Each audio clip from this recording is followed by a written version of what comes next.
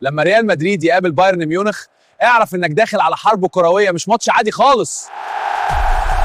ريال مدريد نادي البطولات، التاريخ والهيبه، الفريق اللي دايما بيرجع مهما كانت الظروف.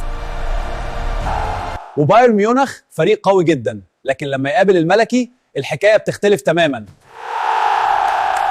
المواجهات بينهم دايما مليانه اثاره، اهداف وريمونتادات تخلي القلب يقف. ريال مدريد معروف بحاجه واحده، انه عمره ما بيستسلم حتى لو الماتش ضده.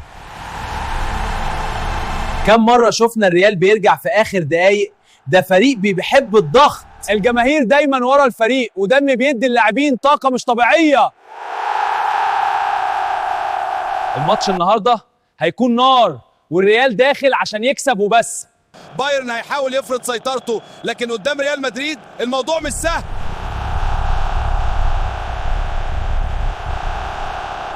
الريال دايما عنده الحل حتى في أصعب اللحظات.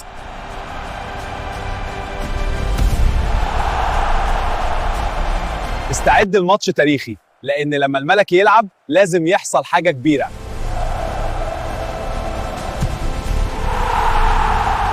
قول لي توقعك، ريال مدريد هيكسب كام؟